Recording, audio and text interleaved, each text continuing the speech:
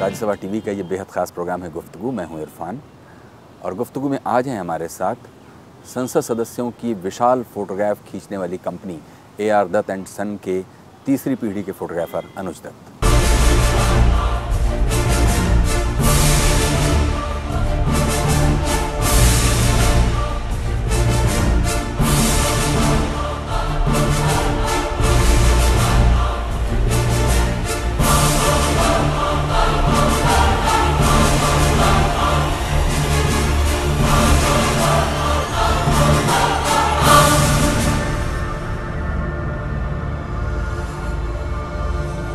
अनुज दत्त के परदादा ने जब ये कैमरा खरीदा होगा तब उन्होंने भी ये नहीं सोचा होगा कि इसके सामने हजारों महान हस्तियां बैठा करेंगी और वो इस कैमरे से एक ऐसी इबारत लिखेंगे जो सदा सदा के लिए अमर हो जाएगी।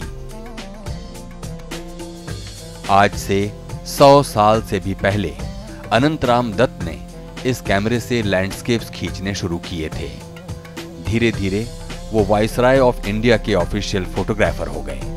इस कोडक सर्किट कैमरे का इस्तेमाल आगे चलकर उनके बेटे आज्ञाराम दत्त ने जारी रखा और बड़े बड़े ग्रुप फोटो खींचने में महारत हासिल कर ली। आजादी के बाद पंडित नेहरू ने आज्ञाराम दत्त को संसद सदस्यों का ग्रुप फोटो खींचने की जो जिम्मेदारी सौंपी, उसके बाद से अब तक के सारी पार्लियामेंट्स के group photos AR Dutt and son ही बनाते हैं। आज्ञाराम दत्त के पुत्र गोपाल राम दत्त अभी पिछली पार्लियामेंट तक ये काम करते रहे।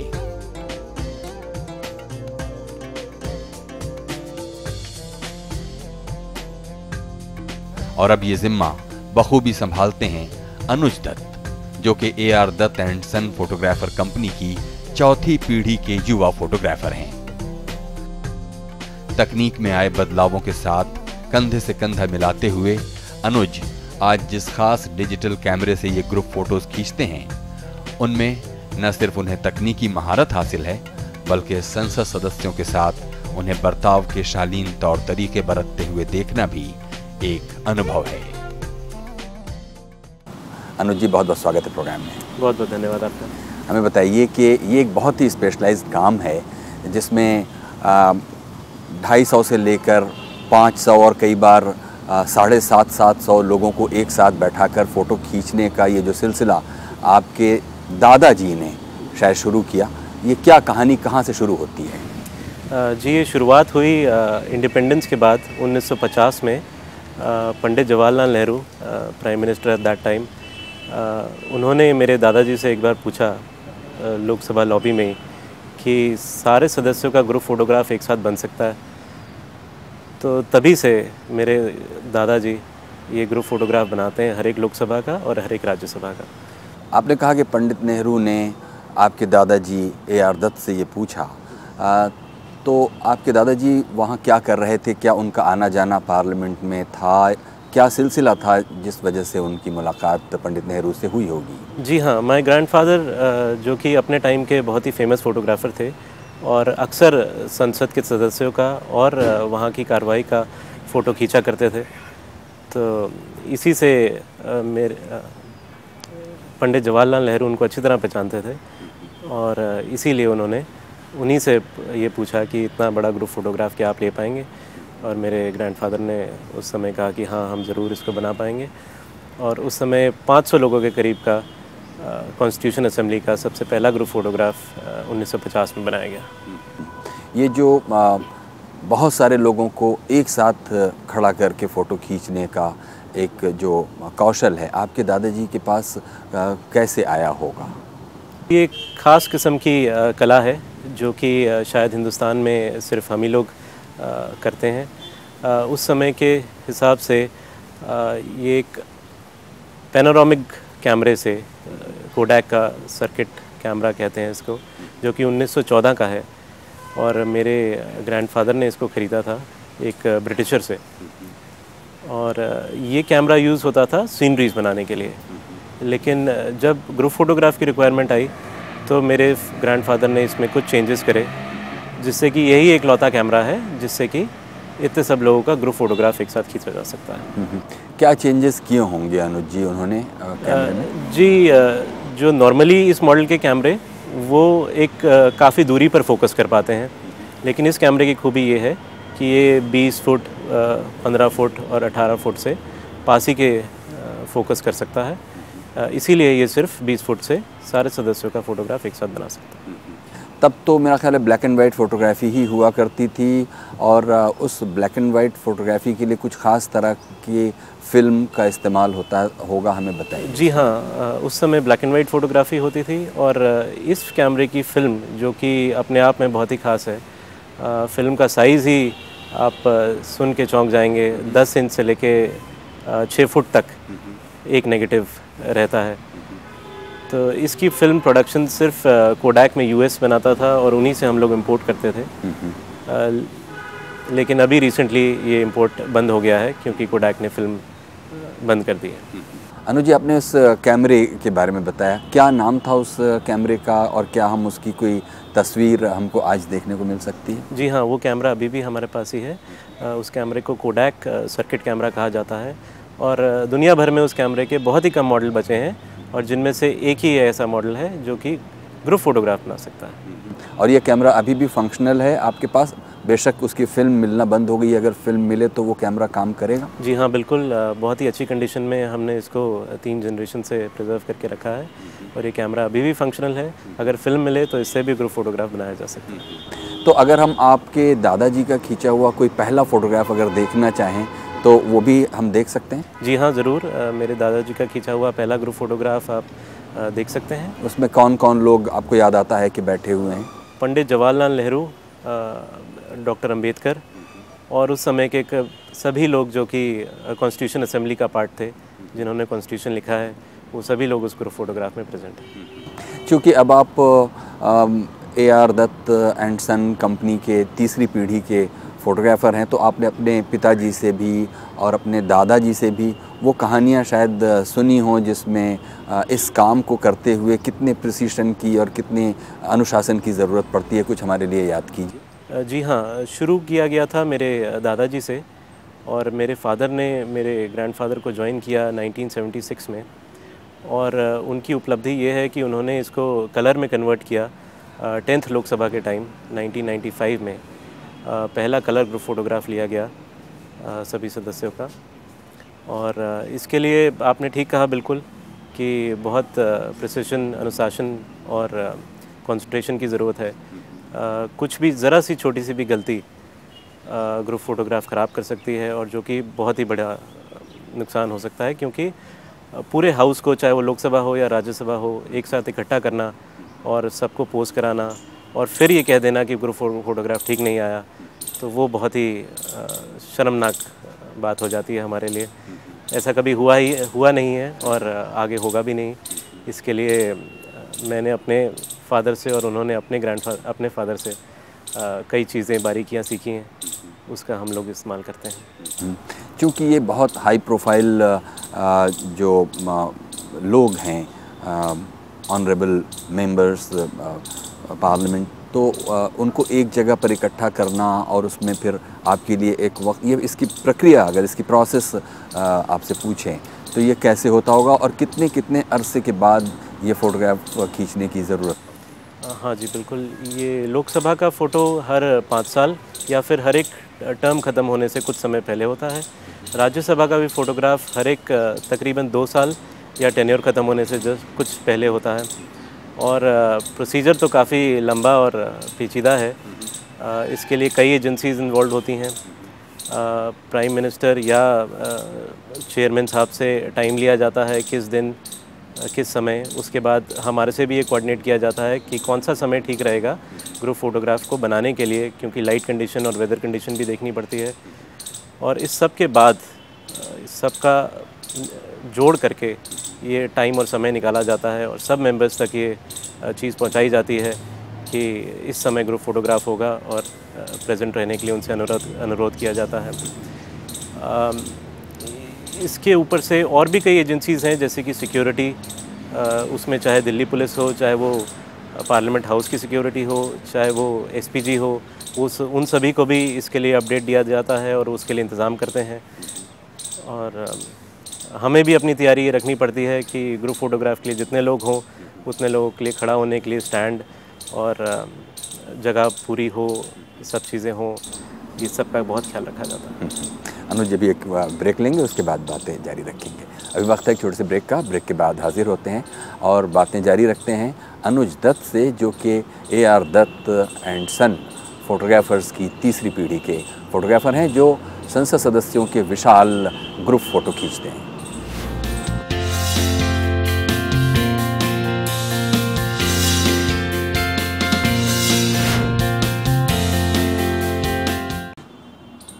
स्वागत है एक बार फिर से। आप देख रहे हैं गुफ्तगू, और गुफ्तगू में आज हमारे साथ हैं जानी मानी photo firm AR Dutt and son की तीसरी पीढ़ी के फ़ोटोग्राफ़र अनुज दत्त। अनुज जी, हमें बताइए कि जब आपने अपने पिताजी से इस काम को अपने हाथों में लिया, तो मेरा ख्याल है कि क्योंकि ये बहुत ही प्रिसीशन की मांग करता है और इसमें एक ख़ास तरह के डिसिप्लिन की ज़रूरत पड़ती है, तो ये हमेशा एक डर तो लगा ही रहता होगा कि अगर फ़ोटो ख़राब हो गया तो क्या होगा। इस सिलसिले में कैसे आप रिएक्ट करते हैं? जी हाँ, ज़रूर।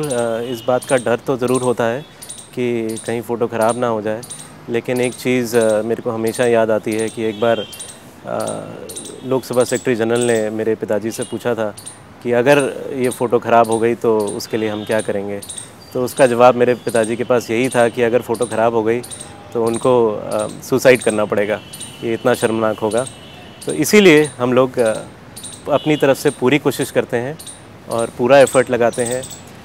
किसी भी चीज़ के ऊपर इसको रख के तैयारी करी जाती है कि ग्रुप फ़ोटोग्राफ ख़राब ना हो पाए और सभी लोगों को फ़ोटो सही सलामत मिल पाए। हम देखते हैं कि आप जब फ़ोटो खींचने के लिए सदस्यों को बैठाते हैं तो एक अर्धचंद्राकार एक जगह पर बैठाते हैं, जबकि जब फ़ोटो फाइनली हम देखते हैं तो लगता है कि सब लोग एक कतार में खड़े हुए हैं।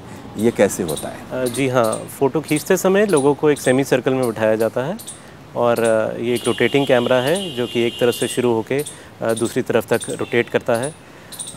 इसको पैनोरामिक फ़ोटोग्राफी भी कह सकते हैं। और जब फ़ोटो आता है तो वो सीधा आता है, सभी लोग एक सीधी लाइन में बैठे हुए दिखते हैं। ये एक किस्म की पैनोरामिक फ़ोटोग्राफी कही जाती है। मतलब ये कि जिस पुराने कैमरे पर जिसकी बात आप कर रहे हैं कि जिस पर आपके दादाजी काम किया करते थे, फिर आपके पिता ने भी काम किया, और जिस पर आप काम करते हैं, ये उसी कैमरे का कोई डिजिटल एक्सटेंशन है, क्या है? जी हाँ, जैसा कि हमें फ़िल्म अभी अवेलेबल नहीं है जो कि पहले US कोडैक से आती थी, तो इसलिए हमें इसको डिजिटल में कन्वर्ट करना पड़ा। और अब एक नया कैमरा है जो कि उसी प्रिंसिपल पे काम करता है और घूम करके फ़ोटो लेता है। उसी तरीके से सेमी सर्कल में लोगों को बिठाया जाता है। एक तरफ से कैमरा शुरू होता है और घूमते घूमते दूसरी तरफ तक पहुंच जाता है और फिर फ़ोटो वही सीधी आती है। पर ये इस बार डिजिटल है और इसमें फ़िल्म का यूज़ नहीं है, डिजिटल टेक्नोलॉजी से किया जाता है। इस कैमरे का क्या नाम है जिससे अभी आप खींच रहे हैं? ये कॉम्बिनेशन है एक नॉर्मल कैमरे का और एक रोटेटिंग मोटर का, जो कि कस्टम मेड है इसी काम के लिए, जो कि इटली से बनवाई गई है स्पेशली। ये मोटर और एक कैमरा मिल करके ये पैनोरामिक कैमरा पूरा बनता है। ये आप पहले से कुछ उसका कोई रिहर्सल सा कर लेते हैं कि उस सेमी सर्कल में कितने पोर्शंस या कितने बार उसे क्लिक करना होगा? जी हाँ, इसकी रिहर्सल भी होती है और पहले से तैयारी करी जाती है कि कैमरा कितना घूमेगा, कितनी डिग्री घूमेगा और कहाँ से शुरू होकर कहाँ तक रुकेगा। उसी हिसाब से सब नाप तोल करे जाते हैं, कुर्सियाँ लगाई जाती हैं, लोगों के बैठने के लिए बनाया जाता है।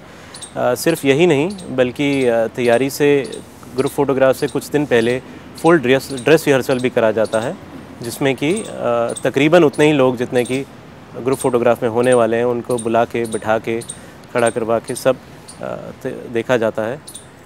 राज्यसभा ग्रुप फोटोग्राफ में तकरीबन 250 लोग होते हैं, तो 3 दिन पहले तकरीबन 250 लोगों को वहाँ पे खड़ा करके पूरी तरह से ड्रेस रिहर्सल करके आगे बढ़ा जाता है। ये जो 250 लोग आप एक तरह से प्रॉक्सी खड़े करते हैं, तो वो कहाँ से लाते हैं? ये सब लोकसभा का स्टाफ, राज्यसभा का स्टाफ और सिक्योरिटी, हॉर्टिकल्चर, CPWD सब जगह से लोगों को बुला के मैन पावर इकट्ठी करके वहाँ पर और खड़ी तब की क्या जाती है। जब खड़ी करके जब आप रिहर्सल करते हैं तब उस वक्त इस कैमरे में कोई प्रोग्राम फीड करते हैं जिससे कि उसका मूवमेंट आप डिसाइड कर पाते हैं? बिल्कुल, ये फुली ऑटोमेटेड है, जिसमें रोटेटिंग मोटर में आप सब चीज़ें सेट करी जाती हैं कि कहाँ कितना डिग्री से, कई दफ़ा करके देखा जाता है कि इतना घूमना ठीक है या इतना नहीं है, वो करके एक्सपेरिमेंट करके फिर फाइनल किया जाता है। फिर हमने ये भी आपको काम करते हुए जब देखा तो पाया कि आप एक बार भी व्यू फाइंडर के ज़रिए देख नहीं रहे हैं कि क्या फ़ोटो कैसा आ रहा है और मतलब फोकस उसमें ठीक है कि नहीं है, तो ये आप सिर्फ उसको एक वाइल्ड मूवमेंट देकर क्लिक करते जा रहे हैं और इस तरह फ़ोटो खींच रहे हैं। ये पहले ही देख लिया जाता है, फोकस और अपर्चर और सब चीज़ें, स्पीड, सब चीज़ पहले से ही मेजर करके रखी जाती है। उसको पहले रिहर्सल में भी और उस समय से भी पहले सेट करके रखा जाता है, और फ़ोटो खींचते समय इन सब चीज़ों को देखने की ज़रूरत नहीं होती, सिर्फ कैमरा घूमता है और फ़ोटो बनती है।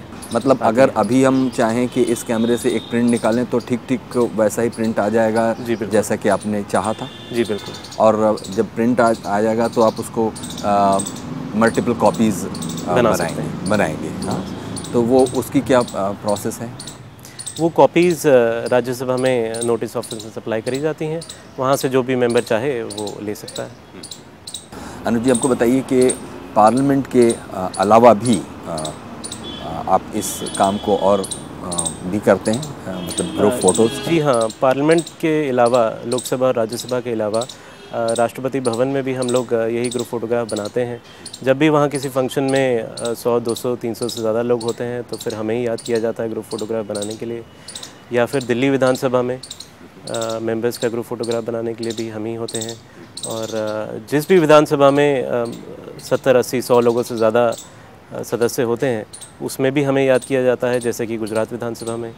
और इसके साथ साथ कई कॉर्पोरेट क्लाइंट्स के साथ भी हम लोग काम करते हैं आजकल, और कोई भी वो एजेंसी जिसके पास 200, 400, 500 लोगों का ग्रुप हो तो उसके लिए हम अपनी सर्विसेज हमेशा तैयार रखते हैं।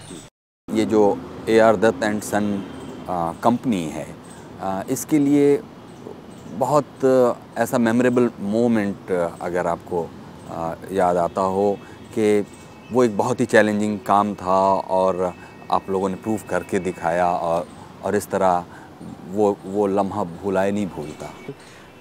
सन 2002 में पार्लियामेंट हाउस की 50वीं सालगिरह के अवसर पर हमें कहा गया कि लोकसभा और राज्यसभा का जॉइंट ग्रुप फोटोग्राफ बनाना चाहते हैं, जिसके लिए 750 मेंबर्स के लिए इंतज़ाम करना था। वो अपने आप में बहुत चैलेंजिंग था, क्योंकि हमने खुद ने कभी 500-600 लोगों से ज़्यादा का ग्रुप फोटोग्राफ नहीं बनाया था। और उस समय मेरे फादर गोपाल कृष्ण दत्त, GK दत्त, उन्होंने इस चैलेंज को एक्सेप्ट किया और 750 लोगों के लिए इंतज़ाम किया और उनका ग्रुप फोटोग्राफ सक्सेसफुली बनाया, और वो अभी तक की बेस्ट फ़ोटोग्राफ्स में से है। इसके बाद इस चीज़ को दोबारा रिपीट किया गया 60th एनिवर्सरी पे, जिस पे एक बार फिर लोकसभा और राज्यसभा दोनों के सदस्यों का एक साथ ग्रुप फोटोग्राफ बनाया गया, जिसमें प्रेसिडेंट ऑफ इंडिया भी खुद थे। और ये अपने आप में एक बहुत मेमोरेबल, दोनों अपने आप में बहुत मेमोरेबल फ़ोटोग्राफ्स हैं। अनुज जी, बातों का सिलसिला ये जारी रखेंगे, अभी एक ब्रेक लेंगे। अभी वक्त है एक छोटे से ब्रेक का। ब्रेक के बाद हाजिर होते हैं और बातें जारी रखते हैं जानी मानी photographer company AR Dutt and son के तीसरी पीढ़ी के फोटोग्राफ़र अनुज दत्त के साथ।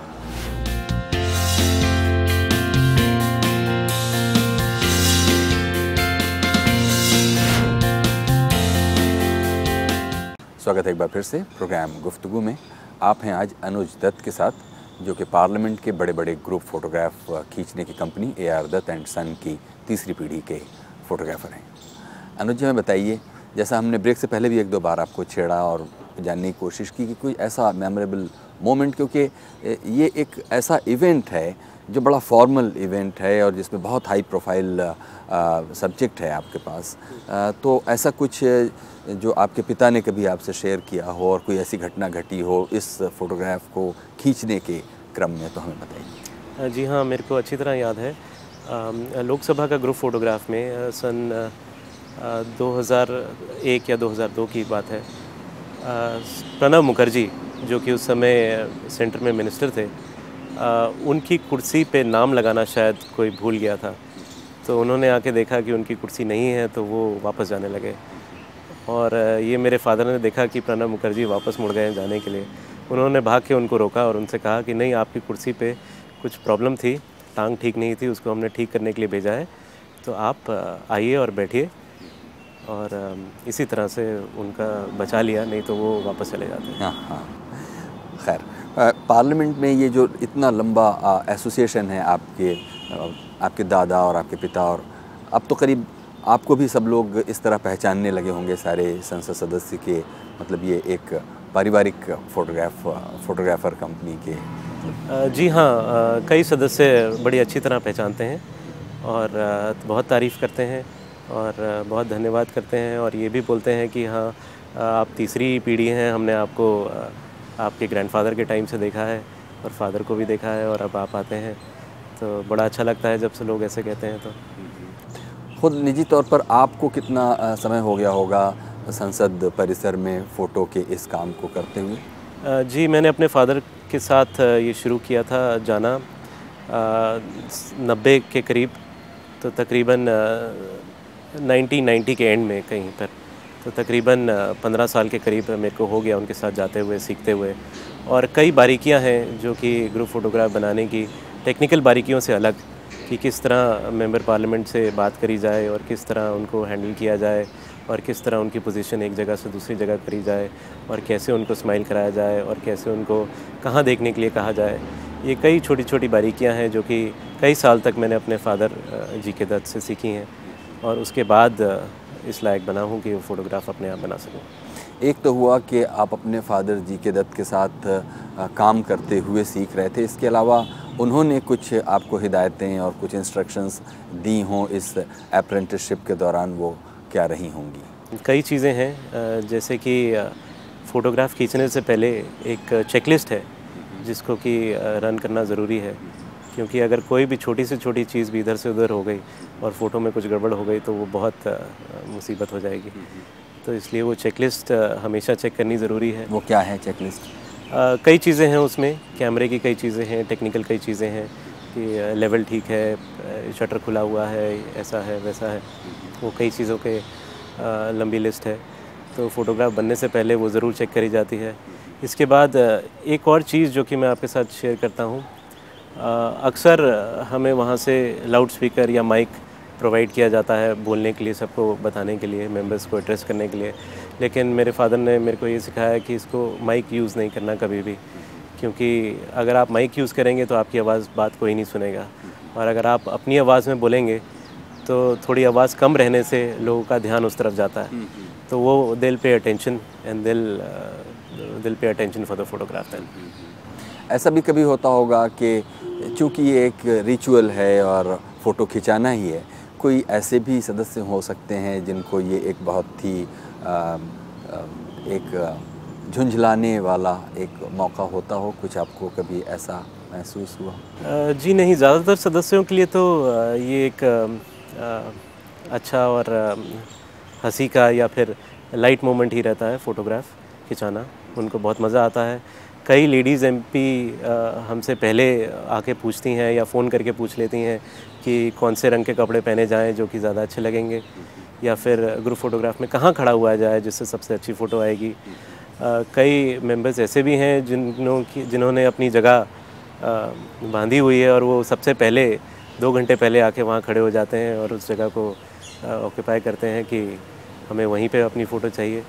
और कई मेंबर्स ऐसे भी होते हैं जो कि जैसे कि अपने पार्टी लीडर के पीछे खड़े होकर फ़ोटो खिंचवाना चाहते हैं, तो वो भी कई समय पहले आते हैं, कुर्सी पे नाम पढ़ के उनके पीछे खड़े हो जाते हैं। तो इस तरह की कई चीज़ें हैं। देखिए, कुछ सदस्यों के लिए तो तय है और उनकी सीटों पर नाम लिखे हुए हैं कि वो वहाँ बैठें, लेकिन बाकी अपनी सुविधा के हिसाब से बैठ जाते हैं। लेकिन अगर आपको एज अ फ़ोटोग्राफ़र रिकमेंड ही करना हो, कहाँ पर खड़े हो ग्रुप में कि सबसे अच्छा फ़ोटो या हमारी तरफ ध्यान जाए? वैसे तो इस ग्रुप फ़ोटोग्राफ की यही खासियत है कि हर जगह फ़ोटो उतना ही अच्छा आता है, लेकिन अगर फिर भी चाहें तो बीच की पोजीशन चाहे ऊपर चाहे नीचे, लेकिन सेंटर की पोजीशन वो सबसे अच्छी है, क्योंकि सेंटर में सेंटर चेयर जिस पे चेयरमैन होते हैं या फिर सारी अटेंशन वहाँ होती है। तो टेक्निकली फ़ोटो में कोई फ़र्क नहीं है, चाहे इस तरफ खड़े हुए चाहे उस तरफ, लेकिन as far as attention is concern centre की पोजीशन सबसे अच्छी है। और आखिर में अनुज जी हमें कोई बताइए कि जब आप अपने दोस्तों के साथ या अपनी सोसाइटी में, जहाँ आपके रिश्तेदार और दोस्त और जानने वाले, जब वो ये जानते हैं कि आप एक इस तरह के इवेंट के फ़ोटोग्राफ़र हैं, तो वो कैसे रिएक्ट करते हैं और आपको कैसा लगता है? जी बहुत अच्छा लगता है, बहुत प्राउड फीलिंग होती है, क्योंकि इस तरह का काम सब लोगों को नसीब नहीं होता। And I am lucky that I have this job. इसके लिए बहुत मेहनत करी है, बहुत समय बिताया है, बहुत सीखा है अपने ग्रैंडफादर और फादर से। इसके बाद ये करने के लिए लायक बने हैं, लेकिन ये चीज़ हर एक कोई नहीं करता, बहुत अलग काम है, ये ज़रूर है, लेकिन हाँ, this is the specialisation and this is what we do. अगर आप ये काम नहीं कर रहे होते तो क्या कर रहे होते बाय द वे? जैसा कि आपने बताया कि आपके भाई, जो दूसरे बड़े भाई लोग हैं, वो कुछ और बिज़नेस में हैं, लेकिन आपने ही इसको ही चुना। मतलब जी, फ़ोटोग्राफ़ी मेरा शुरू से ही पैशन रहा है, तो वैसे तो मैं सोच ही नहीं सकता कि मैं ये नहीं कर रहा होता या आगे नहीं करूँगा, लेकिन आपने पूछ ही लिया है, तो अगर नहीं कर रहा होता तो कुछ ना कुछ फ़ोटोग्राफ़ी ही कर रहा होता। बहुत बहुत शुक्रिया अनुज जी, आपने हमें। बहुत बहुत धन्यवाद आपका। ये थे Anuj Dutt, AR Dutt and son photo company की तीसरी पीढ़ी के फ़ोटोग्राफ़र। कुछ कहना चाहते हो प्रोग्राम के बारे में तो हमें लिखिए feedback.rstv@gmail.com पर।